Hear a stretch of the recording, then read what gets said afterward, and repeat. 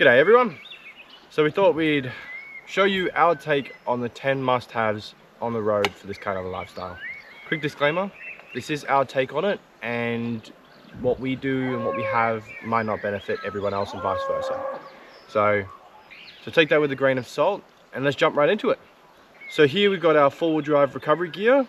Now, if you're a four-wheel drive, two-wheel drive, sedan, whatever you might have, you're going to need something in the way of recovering yourself because you're going to be away from something at some point. So we'll start off from the top. Pretty basic. A tire puncture repair kit. Now, it is something that we haven't had to use yet. It has your tire pressure gauge. It's got puncture repair strips, lubricant, pliers, all that sort of stuff. Think of it like a mini toolkit for tires. So next on the list is the air compressor. Now, this is a piece of equipment that we've had to upgrade, well, twice now. The first one we got was just a cheapie on Marketplace. Didn't really do the job. We weren't aware of the specs that we needed. And then we got given a second-hand four-wheel drive heavy-duty one from our traveler friends. But that one had a split in the hose, and after trying to repair it, it was just easier to get a new one. So this is the June four-wheel drive digital compressor. There's not much that is different for it from everything else. However, it does have the LCD screen, so I can set a PSI that I want it to go to, and once it gets to that, it'll just turn itself off. So you don't have to sit by it.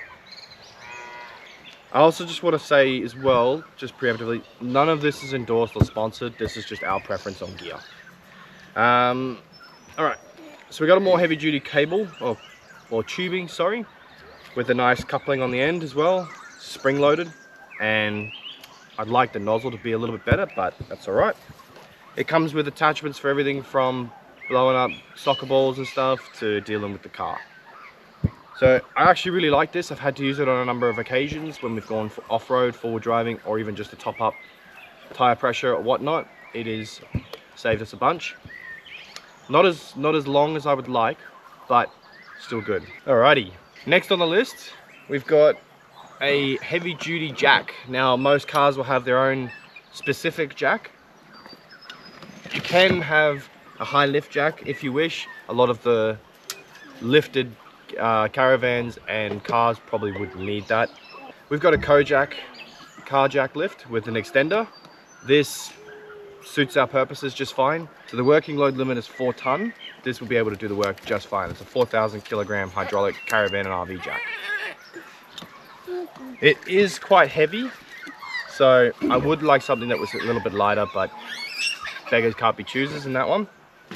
There's a couple other bits and pieces we have with it here. This is another extender that goes over this, just in case we need a little bit more coverage. And then we've just got our pole or our leverage and an extender for it too. So everyone should have one of these, and everybody should know how to basically change your own tire. So this is more or less this is not so much recovery stuff as it is important, because if you puncture a tire or whatnot, this is all what's going to save you. Please excuse Riley. He is definitely daddy's boy. Loves the tools, loves the stuff, loves to get involved, so he doesn't want to be in the van right now. This is something that I think everybody should have at least one item from here, because not all saviors will have their gear. We've been in a situation where people have only had a max track or two, or had a snatch strap with no buckles. So it's a standard recovery kit. This one's just from XTM, so this is Super Cheap's brand. For us, it was just what was the most affordable at the time. They come in, this is like a little bag that'll go over your snatch strap with 2 compartments inside it. Hey bud. So fortunately we haven't had to use this stuff yet, but I think carry it around, it's worth its weight in gold. This one is a tree trunk protector, so if you're gonna if you're gonna try and pull yourself off of a tree, probably best not to damage the tree in any way. Don't use a chain, use something like this that's made for it. This one is a winch extension strap. So if you have a winch, which we don't, we will use this as an extension to a snatch strap. But yeah, if you have a winch and you don't have enough length, this is I think it's a 10 meter length. will also help get you out of trouble. So for those of you who know what these are, I'm not familiar if they come with other recovery tracks, but these are for the max tracks. And these are just recovery straps for when you try and like bring your board up from the sand. No doubt they will get put under the mud, under the sand, under water, whatever it might be. These are just to help you find them. This is our heavy duty snatch strap. This is a 9-meter length, weighted to 8 ton, so it can pull the car and the caravan out. That's very important. I suppose I should probably mention, if you're gonna have some recovery gear and you have an off-road van, get stuff that's weighted to pull both of you out. So you're gonna need 2 heavy duty D shackles. Get them rated to what your payload is. So if you've got a van and a car, or just a car, make sure that they at least overcompensate. There is a lot of pressure that comes through when you're being pulled by someone, especially by a snatch strap, so make sure it's overrated for your recovery. Among just having the gear, make sure you have the idea, you know what you're doing. So moving on to the next item on the list is, well, it's water. It's procuring water basically. These are food grade hoses. Now we carry two 10-meter hoses. It's always good just to have redundancy on these, because you might not always be as close as you think to a water fill up point, and it is hard to maneuver your van in tight spots. We've had to use both pretty well every single time we hook up. It's just easier to have that extra play length. We do have other bits and bobs that go onto these and make connections easier and whatnot, but two water hoses would save you the trouble. I'm not one for saying you need extra weight, but redundancy is always good. All right guys, so on the subject of water, funny story with this one. So this is a Stephanie Universal Caravan inline filter. This is just your standard one from Bunnings, about probably $20 from memory. I did have a best inline filter. Now those are about $115 to $120, depending on, might be even more depending on where you find them. But I even went the route of changing the fittings to copper so that they weren't prone to snapping. I lost that in Inverleigh, and I'm kicking myself for it, because that was one of the hardest products for us to find that wasn't available in a store at the time. We had to go to a caravan show to get it. Anyways, get yourself an inline filter. We have not just one, we have actually 3 methods of filtering water, and we don't know what the different hardness is or what there is in the water, the quality of it and whatnot. So the bare bottom, get yourself an inline filter. And if you can, a filter jug. We have a Brita filter jug with those little pods that go in the middle of it.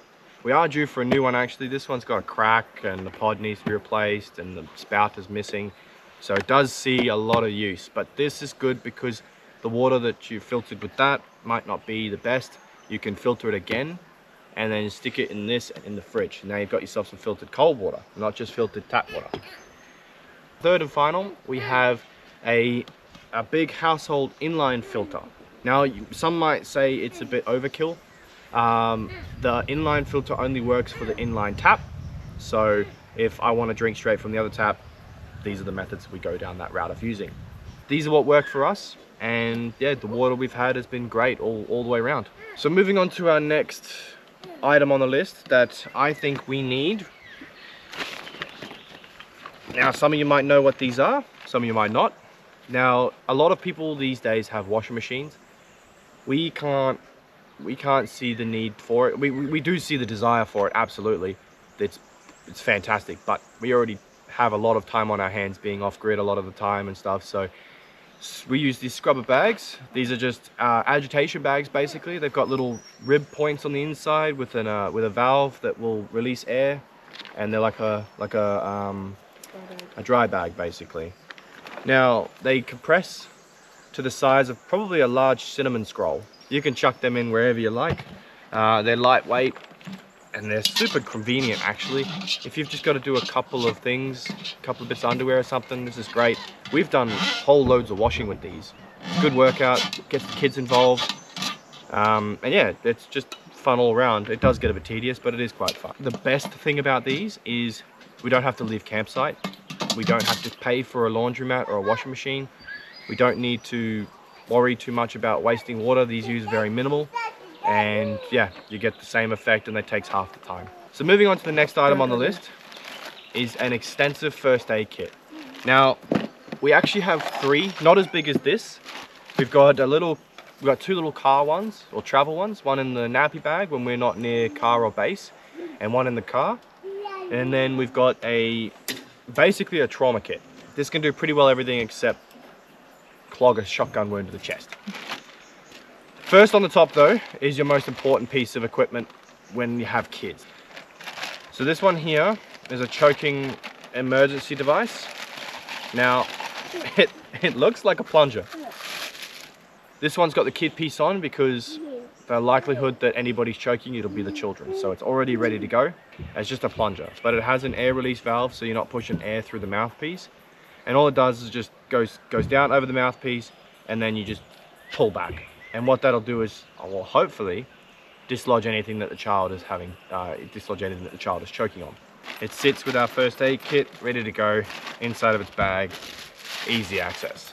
Now our first aid kit, this is basically a trauma kit. This can pretty well do it all. So next item on the list, this one's a little bit controversial. Let me know your thoughts in the comments, but we didn't have one for the longest time. But a generator. So I'd pick it up, but it's heavy. We've got a June 3100 watt generator. Now I'm the biggest advocate for not using a generator if you don't have to. So the GoPro died that was recorded, so we're just going to touch base on it here and now. We have the June 3100 watt generator. I'll give you a glance at it.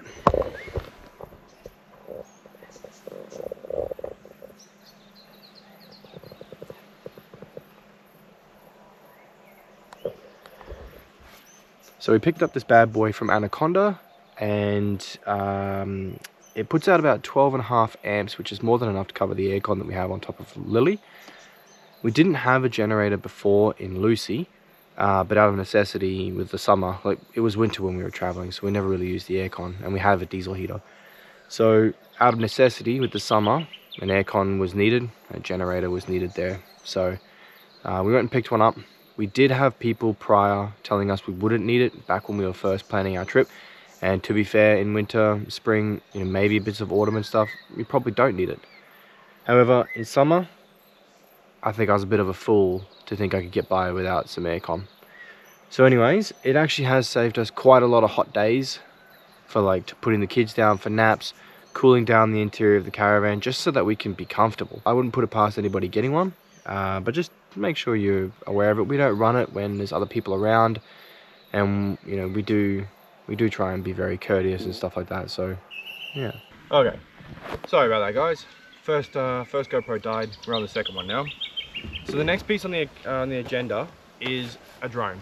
You don't need something too expensive. Believe me, I'd love one. I'm very envious of those with like the Mavics and stuff like that, but this has served us just fine. We have a DJI Mini 2 SE with the Fly More combo. So we got a little backpack, controller. It's a 259 gram drone, even with the battery in it. It's really good because if it's over 250 grams, there's actually certain rules and regulations you need to adhere to. And generally the software won't allow you to fly in those areas. And the Fly More kit is just 2 extra batteries and a charger. So that's actually super handy. Because you get about 10 minutes, 11 minutes of run time with one of these. Now this is actually the second one we've got.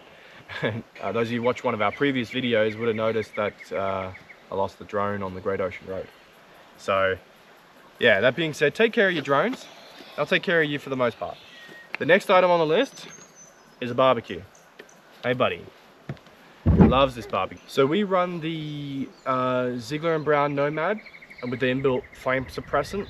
We actually bought that because we were told you needed to have inbuilt flame suppressant to be allowed to use it in certain areas. Now, some of what I can find is true, some of what I can find is not. However, I'm actually glad we went down the route of the bigger one because we have cooked with a few people before and it's nice to have the extra space. Now, I'm partial to this only because its lid tucks under itself. But if we would go down the route of getting a new one, I would get a Weber. It just has better heat management and like heat spread and stuff. This has a few cold spots. So fantastic barbecue, but it lacks in some areas. But I reckon a barbecue is what everyone should have. It's just good because we have it in the car. So if we go to the beach or in the middle of bloody nowhere, we can take food in the fridge and cook burgers and stuff while we're sitting there right on the beachfront. And it's also good too if you just want to get a break from cooking inside the van, cook some steaks outside or whatnot. Bloody flies. Crazy. But yeah, get yourself a barbecue. And yeah, so the next item on the list is an extensive toolkit. Now, I would recommend you go around your car and your caravan with all the tools you might have at home. If you're starting out, those of you already on the road will have already refined your selection. But if you're starting out, go around the caravan and the car with all the tools you have and find the ones that you need for that specific part. So we've got everything from, got a rattle gun, got a standard drill, which is actually in the tunnel boot of the caravan, Makita brand, but we have it fitted to the leg attachment always. Got a blower for blowing off the mat, blowing out the inside of the car, caravan, whatnot, starting fires. It's just a useful tool to have. It's got cork and silicon gun, there's maintenance stuff in there, duct tape, masking tape, wire. You just don't know how you want to bind something to the other, so you'll need to have everything you can to be able to fix something that's broken. For the standard tools, you know, we've got everything from socket set, spanners, shifters, screwdrivers, electrical stuff, all and everything in between. So that is what works for us. I went over the car and over the caravan and got everything that fits right, so we don't have to worry about anything. I do run a handyman business on the road, and it is facilitated to that a little bit. So I've got a chisel and a file, the sander, a few more bits and pieces that you would need for impact drivers and all that. So what I have, you probably wouldn't use all of it. I do, but there is a number of situations where they have all come in handy, so I can't be without. And the last and final item on the list of 10 things you must have, good chairs. Now, we were going to go down the route of looking at getting just some Kmart branded chairs, but we went the extra mile, spent the extra money, and got 2 really good chairs. Now, Mish's chair is a director's chair with a esky on the side and a table. This table is great for editing, for drawing, for the kids, for eating, everything. And this one here is a Hawks chair, same brand from Anaconda as well. I'm more partial to this one. It's just a little bit more comfy, but it does have a little compartment on the side. So yes, get yourself a couple of good chairs. For the kids, we've just got 2 Anko brand chairs that they happen to like the pattern on. When they're a bit older, we'll get them a bit more serious chair, but for now they don't understand preserving the life of something, so we'll get them the cheapies for now. But that being said, thank you for coming along and having a look at our 10 must-haves for traveling in this lifestyle, and let us know what you think in the comments. Let us know if you think there's something that you would have or would do without. I'll always love the feedback. I love hearing other people's perspectives. This is obviously just for us, and yeah, and we love it. We love every part of it. Wouldn't do without this stuff. We already have had to, and it's been a pain. So until next time, thanks very much.